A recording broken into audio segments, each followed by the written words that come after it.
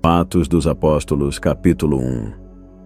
No meu livro anterior, Teófilo, escrevi a respeito de tudo o que Jesus começou a fazer e a ensinar, até o dia em que foi elevado aos céus, depois de ter dado instruções por meio do Espírito Santo aos apóstolos que havia escolhido. Depois do seu sofrimento, Jesus apresentou-se a eles com muitas provas indiscutíveis de que estava vivo, aparecendo-lhes por um período de 40 dias, nos quais falava acerca do reino de Deus.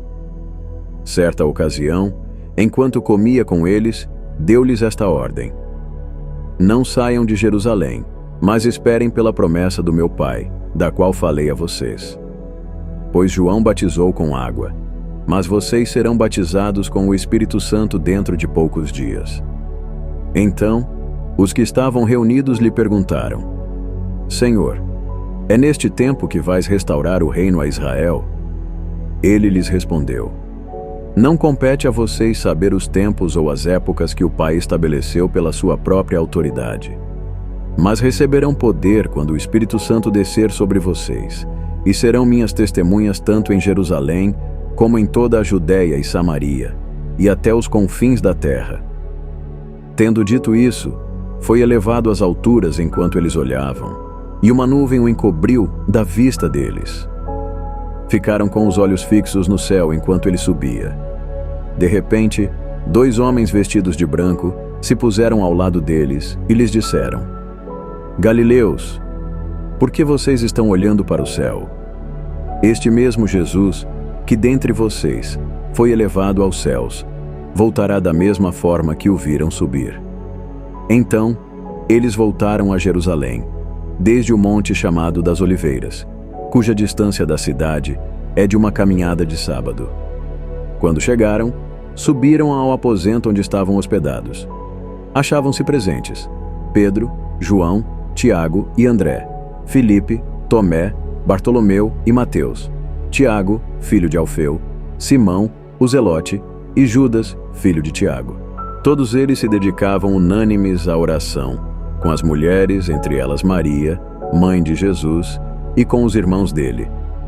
Naqueles dias, Pedro levantou-se entre os irmãos, um grupo de cerca de 120 pessoas, e disse: Irmãos, era necessário que se cumprisse a Escritura, que o Espírito Santo predisse pela boca de Davi, a respeito de Judas, que serviu de guia aos que prenderam Jesus. Ele foi contado como um dos nossos, e teve participação neste ministério. Ora, com o pagamento que recebeu pelo seu pecado, Judas comprou um campo. Ali caiu de cabeça. Seu corpo partiu-se ao meio, e as suas vísceras se derramaram. Todos em Jerusalém ficaram sabendo disso, de modo que, na língua deles, esse campo passou a chamar-se Aceldama, isto é, campo de sangue. Porque, prosseguiu Pedro, está escrito no livro de Salmos: Fique deserto o seu lugar, não haja ninguém que nele habite, e ainda, que outro ocupe o seu ofício.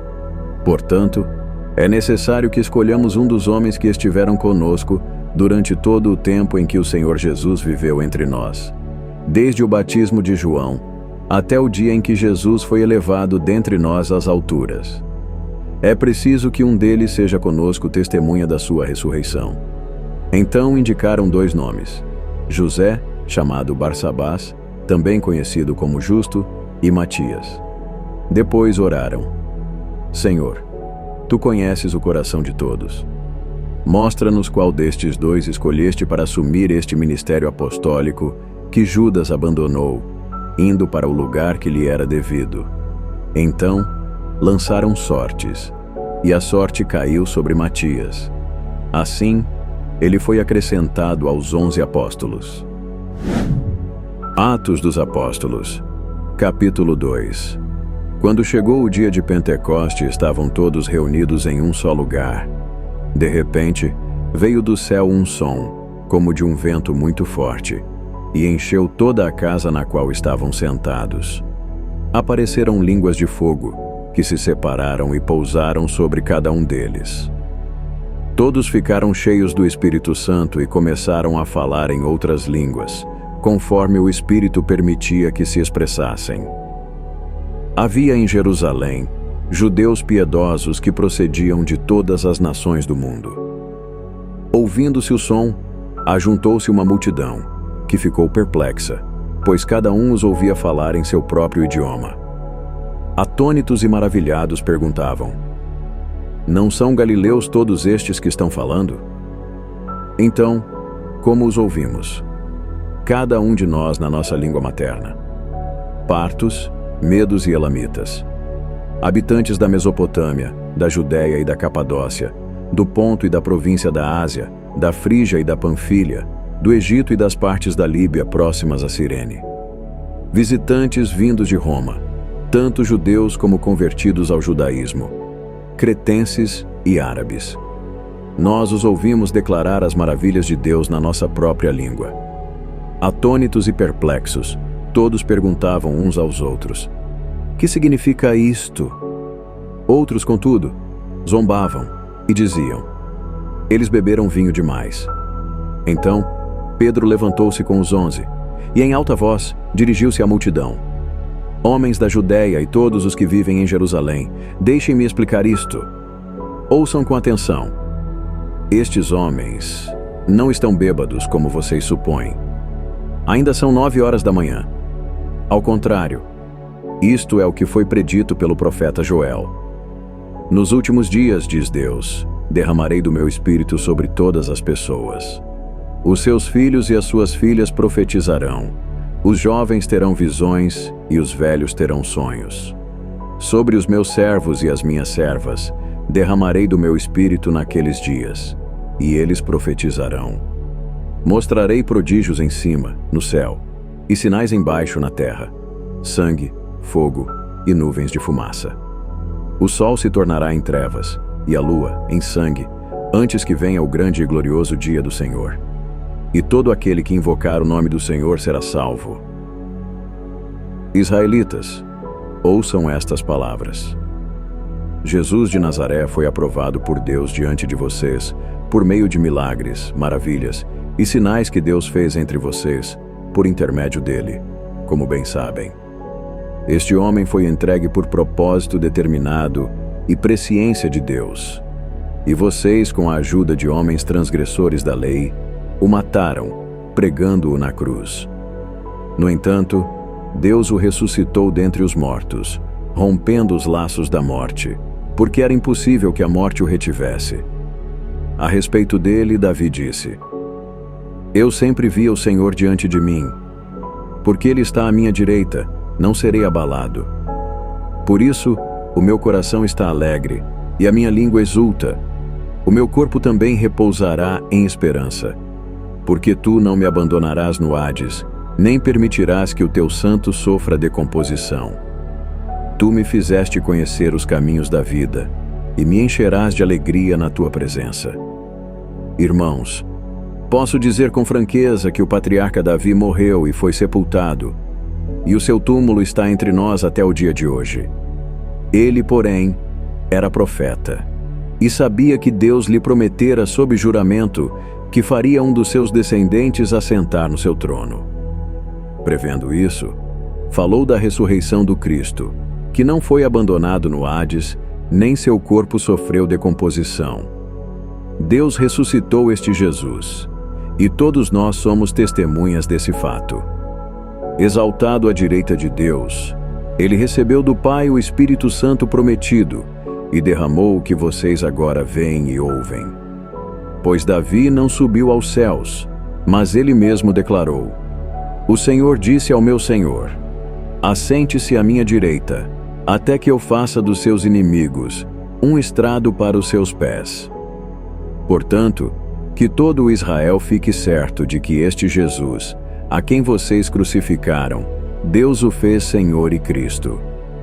Quando ouviram isso, ficaram profundamente aflitos e perguntaram a Pedro e aos outros apóstolos: irmãos, que faremos? Pedro respondeu: arrependam-se, e cada um de vocês seja batizado em nome de Jesus Cristo para perdão dos seus pecados, e receberão o dom do Espírito Santo. Pois a promessa é para vocês, para os seus filhos e para todos os que estão longe, para todos quantos o Senhor, o nosso Deus, chamar. Com muitas outras palavras, os advertia e insistia com eles: salvem-se desta geração perversa. Os que aceitaram a mensagem foram batizados, e naquele dia houve um acréscimo ao número de seguidores de aproximadamente 3.000 pessoas. Eles se dedicavam ao ensino dos apóstolos e à comunhão, ao partir do pão e às orações. Todos estavam cheios de temor, e muitas maravilhas e sinais eram feitos pelos apóstolos. Os que criam mantinham-se unidos, e tinham tudo em comum. Vendiam suas propriedades e bens, e os distribuíam conforme a necessidade de cada um. Todos os dias continuavam a reunir-se no pátio do templo. Partiam o pão em casa, e juntos participavam das refeições com alegria e sinceridade de coração, louvando a Deus e tendo a simpatia de todo o povo. E o Senhor lhes acrescentava diariamente os que iam sendo salvos. Atos dos Apóstolos, capítulo 3. Certo dia, Pedro e João estavam subindo ao templo na hora da oração, às 3 horas da tarde.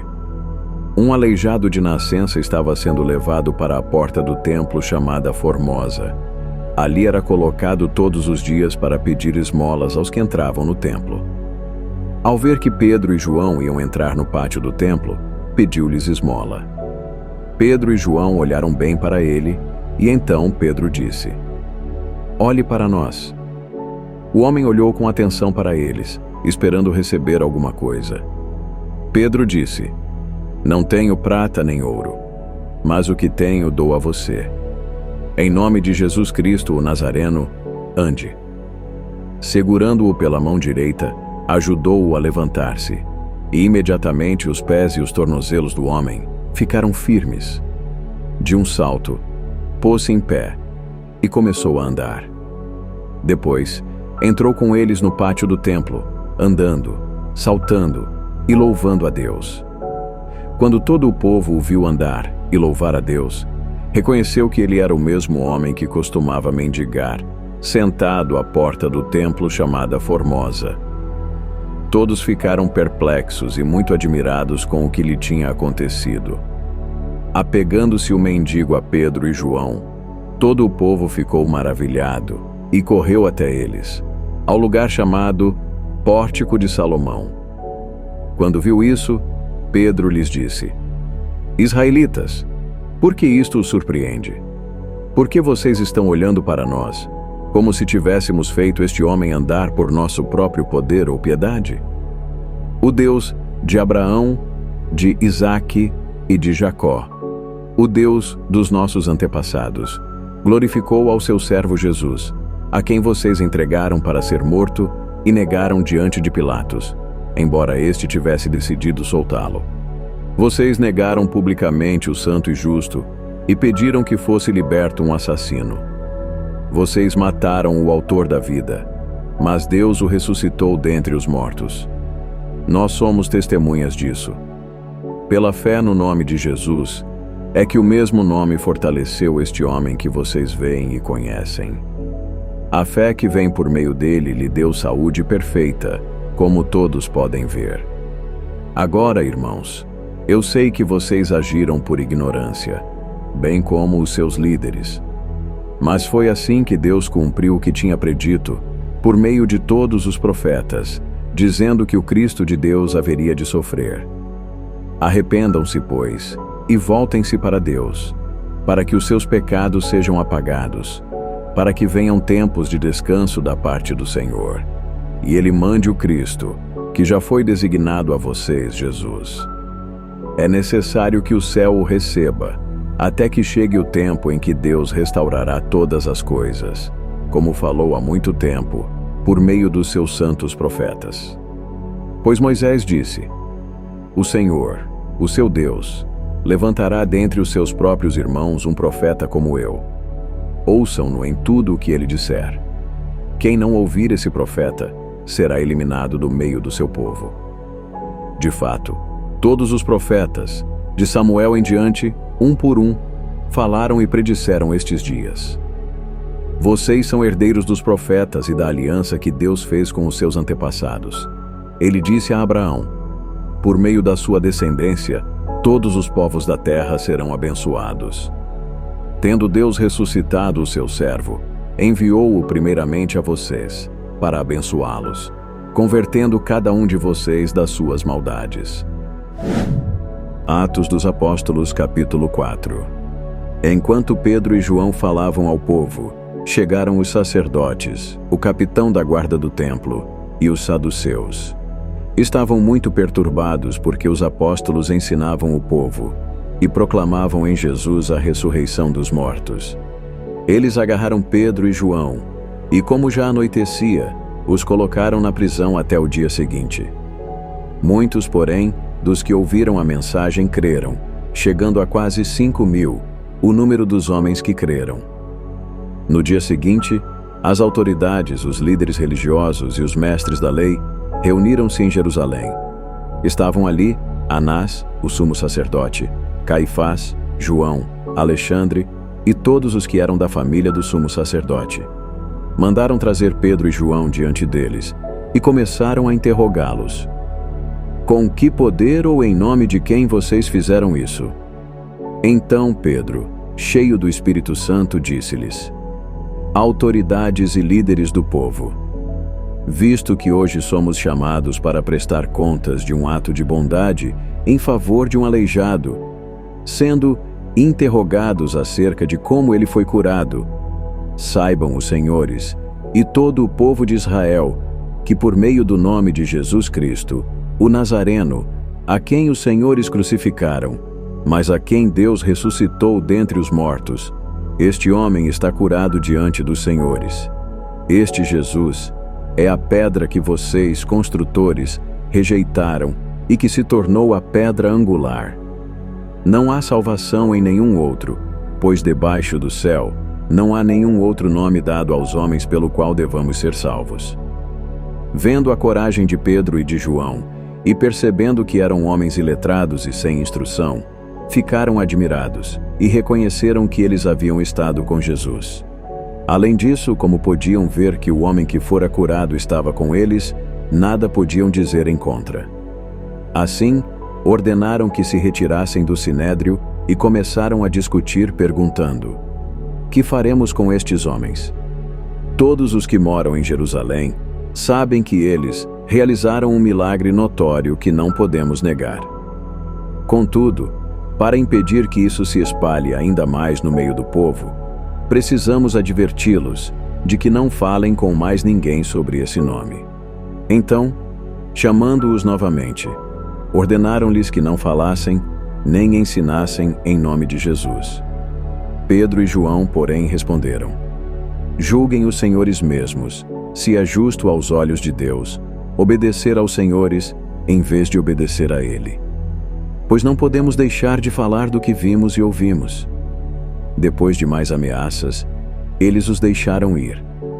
Não tinham como castigá-los, porque todo o povo estava louvando a Deus pelo que acontecera, pois o homem que fora curado milagrosamente tinha mais de 40 anos de idade. Quando foram soltos, Pedro e João voltaram para os seus companheiros e contaram tudo o que os chefes dos sacerdotes e os líderes religiosos lhes tinham dito. Ouvindo isso, levantaram juntos a voz em oração a Deus, dizendo: ó soberano, tu fizeste o céu, a terra, o mar e tudo o que neles há. Tu falaste por meio do Espírito Santo pela boca do teu servo, o nosso pai Davi. Por que se enfurecem as nações e os povos tramam em vão? Os reis da terra tomam posição, e os governantes conspiram unidos contra o Senhor e contra o seu ungido.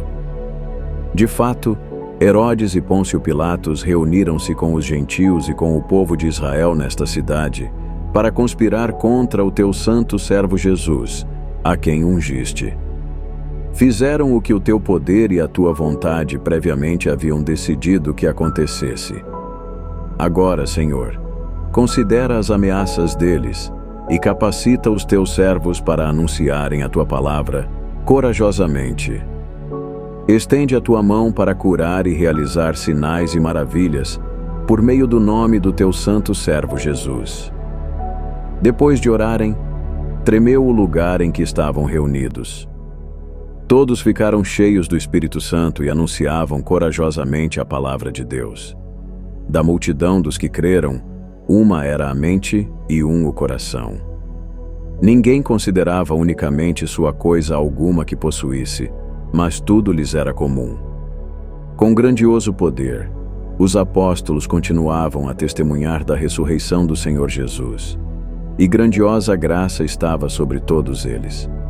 Não havia pessoas necessitadas entre eles, pois os que possuíam terras ou casas as vendiam, traziam o dinheiro da venda e o colocavam aos pés dos apóstolos, que o distribuíam conforme a necessidade de cada um. José, um levita de Chipre, a quem os apóstolos deram o nome de Barnabé, que significa encorajador, vendeu um campo que possuía, trouxe o dinheiro e o colocou aos pés dos apóstolos. Atos dos Apóstolos, capítulo 5. Um homem chamado Ananias, com Safira, a sua esposa, também vendeu uma propriedade. Com o conhecimento da mulher, ele reteve parte do dinheiro para si, mas levou o restante e o depositou aos pés dos apóstolos.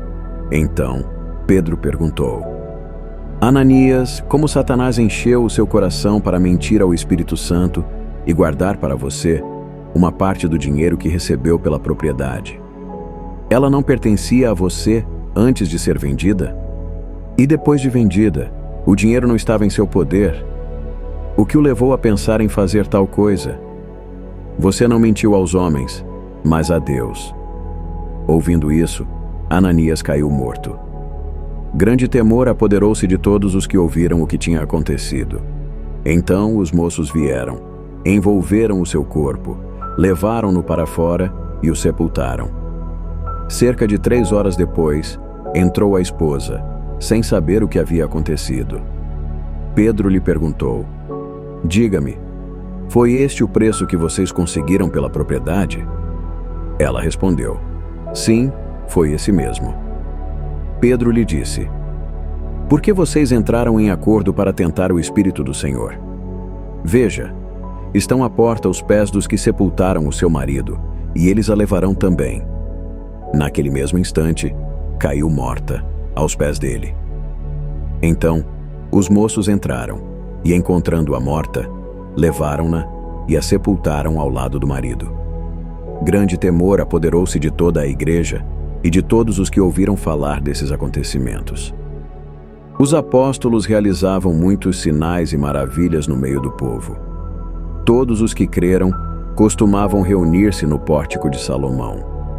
Dos demais, ninguém ousava juntar-se a eles, embora o povo os tivesse em alto conceito.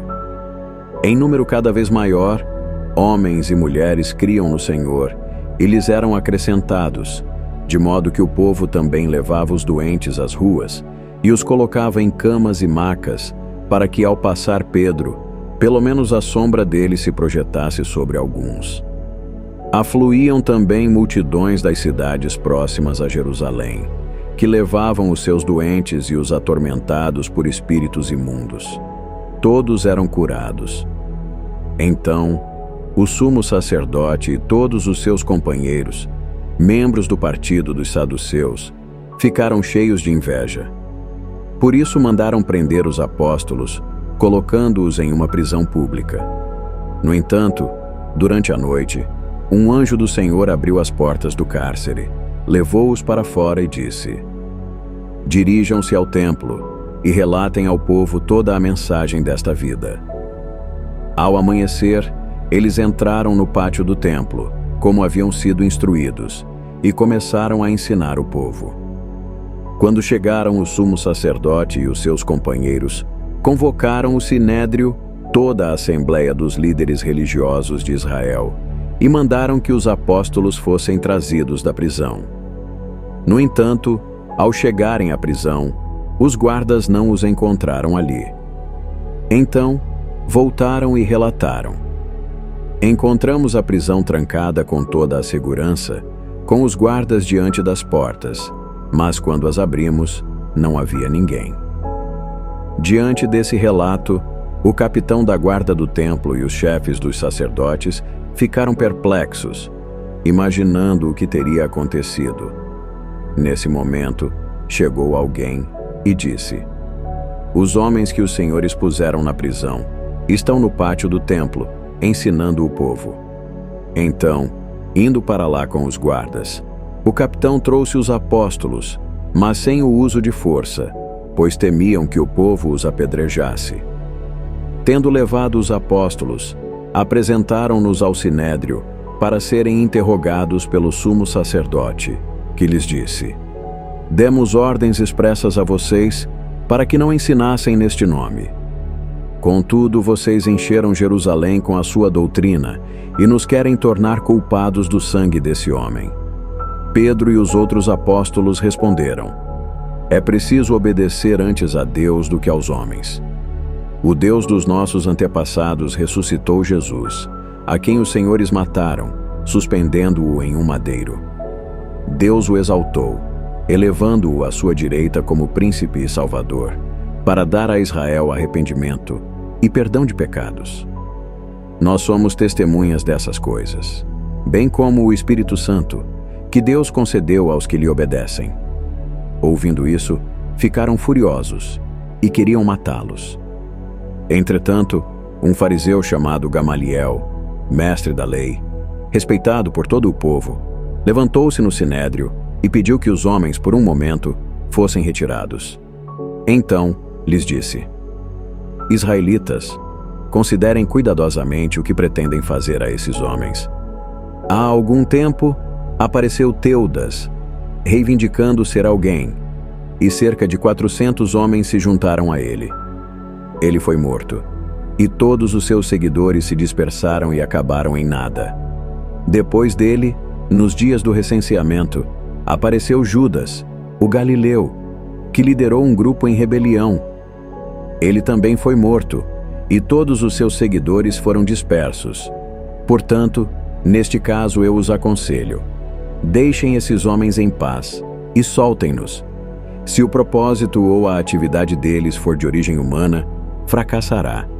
Se proceder de Deus, vocês não serão capazes de impedi-los, pois se acharão lutando contra Deus."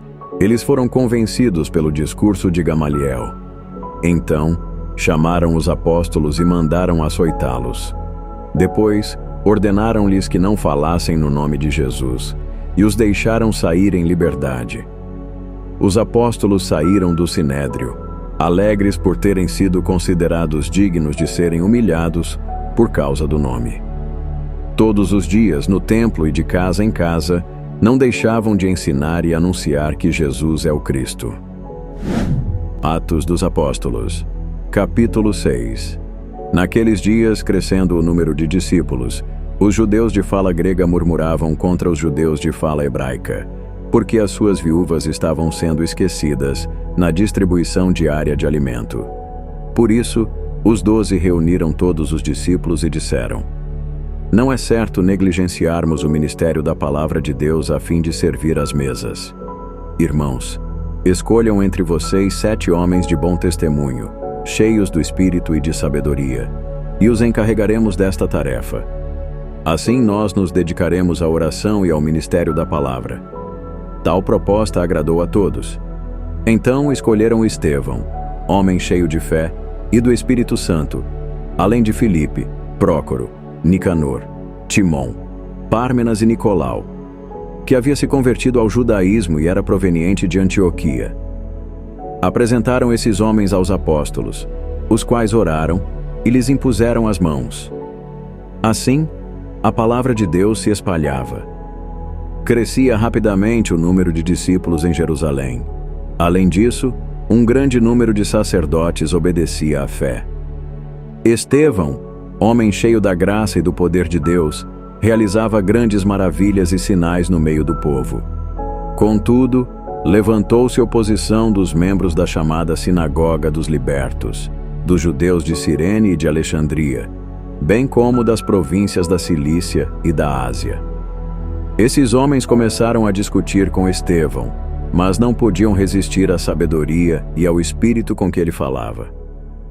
Então, subornaram alguns homens que dissessem: Ouvimos Estevão falar palavras blasfemas contra Moisés e contra Deus. Com isso, agitaram o povo, os líderes religiosos e os mestres da lei, e prendendo Estevão, levaram-no ao sinédrio. Ali, apresentaram falsas testemunhas que diziam: este homem não para de falar contra este lugar santo e contra a lei. Nós o ouvimos dizer que esse Jesus, o Nazareno, destruirá este lugar e mudará os costumes que Moisés nos deixou. Olhando para ele, todos os que estavam sentados no sinédrio viram que o seu rosto parecia o rosto de um anjo. Atos dos Apóstolos, capítulo 7. Então, o sumo sacerdote perguntou a Estevão: são verdadeiras estas acusações? Ele respondeu: irmãos e pais, ouçam-me. O Deus glorioso apareceu a Abraão, o nosso pai, estando ele ainda na Mesopotâmia, antes de morar em Harã, e lhe disse: saia da sua terra e do meio dos seus parentes, e vá para a terra que eu lhe mostrarei. Então, ele saiu da terra dos caldeus e se estabeleceu em Harã. Depois da morte do pai, Deus o trouxe a esta terra, onde vocês agora vivem. Deus não lhe deu nenhuma herança aqui, nem mesmo o espaço de um pé. Mas lhe prometeu que ele, e depois dele, os seus descendentes, possuiriam a terra, embora naquele tempo Abraão não tivesse filhos. Deus lhe falou desta forma: a sua descendência será estrangeira em uma terra estrangeira, onde também serão escravizados e oprimidos por 400 anos. Eu, porém, castigarei a nação a qual servirão como escravos, disse Deus. E depois de tudo, sairão dali e me adorarão neste lugar. Então, deu a Abraão a aliança da circuncisão. Por isso, Abraão gerou Isaque e o circuncidou 8 dias após o nascimento. Mais tarde, Isaque gerou Jacó, e este, os 12 patriarcas. Os patriarcas, tendo inveja de José, venderam-no como escravo para o Egito. Deus, porém, estava com ele e o libertou de todo o seu sofrimento, dando a José favor e sabedoria diante do faraó, rei do Egito, que o constituiu governador do Egito e de todo o seu palácio. Depois, houve fome em todo o Egito e em Canaã, trazendo grande sofrimento, e os nossos antepassados não encontravam alimento. Ouvindo que havia trigo no Egito, Jacó enviou os nossos antepassados na sua primeira viagem. Na segunda viagem deles, José se fez reconhecer pelos seus irmãos, e o faraó pôde conhecer a família de José. Depois disso, José mandou buscar Jacó, o seu pai, e toda a sua família, que eram 75 pessoas. Então Jacó desceu ao Egito, onde ele e os nossos antepassados faleceram. Os seus corpos foram levados de volta a Siquém e colocados no túmulo que Abraão havia comprado dos filhos de Amor, em Siquém, por certa quantia. Ao se aproximar o tempo em que Deus cumpriria a sua promessa a Abraão, aumentou muito o número do nosso povo no Egito. Então, outro rei, que nada sabia sobre José, subiu ao trono do Egito. Ele agiu traiçoeiramente para com o nosso povo e oprimiu os nossos antepassados, obrigando-os a abandonar os seus recém-nascidos, para que não sobrevivessem. Naquele tempo, nasceu Moisés, que era bonito aos olhos de Deus. Por 3 meses, ele foi criado na casa do seu pai. Quando foi abandonado, a filha do faraó o tomou e o criou como o seu próprio filho. Moisés foi instruído em toda a sabedoria dos egípcios e veio a ser poderoso em palavras e obras. Ao completar 40 anos, Moisés decidiu visitar os seus irmãos israelitas. Ao ver um deles ser maltratado por um egípcio, saiu em defesa do oprimido e o vingou, matando o egípcio. Ele pensava que os seus irmãos entenderiam que Deus o estava usando para salvá-los, mas eles não o compreenderam. No dia seguinte, Moisés dirigiu-se a 2 israelitas que estavam brigando e tentou reconciliá-los, dizendo: homens, vocês são irmãos, por que ferem um ao outro? Contudo, o homem que maltratava o outro empurrou Moisés e disse: quem o nomeou líder e juiz sobre nós? Quer matar-me como matou o egípcio ontem?" Ouvindo isso, Moisés fugiu para a terra de Midian, onde viveu como estrangeiro e teve 2 filhos. Passados 40 anos, um anjo apareceu a Moisés em meio às labaredas de uma sarça em chamas no deserto, perto do Monte Sinai. Vendo aquilo, Moisés ficou atônito. Aproximando-se para observar, ouviu a voz do Senhor: "Eu sou o Deus dos seus antepassados, o Deus de Abraão, o Deus de Isaque e o Deus de Jacó." Moisés, tremendo de medo, não ousava olhar. Então o Senhor lhe disse: "Tire as sandálias dos pés, pois o lugar em que você está é terra santa. De fato, tenho visto a opressão sobre o meu povo no Egito. Ouvi os seus gemidos e desci para livrá-lo. Venha agora, e eu o enviarei de volta ao Egito." Este é o mesmo Moisés que tinham rejeitado com estas palavras. Quem o nomeou líder e juiz? Ele foi enviado pelo próprio Deus para ser líder e libertador deles, por meio do anjo que lhe apareceu na sarça. Ele os tirou de lá, fazendo maravilhas e sinais na terra do Egito, no Mar Vermelho e no deserto, durante 40 anos. Este é aquele Moisés que disse aos israelitas: "Deus levantará dentre os seus próprios irmãos um profeta como eu." Ele estava na congregação, no deserto, com o anjo que lhe falava no Monte Sinai, e com os nossos antepassados. Foi ele que recebeu palavras vivas para transmiti-las a nós. Os nossos antepassados, porém, recusaram-se a obedecer-lhe. Ao contrário, rejeitaram-no, e no seu coração voltaram para o Egito.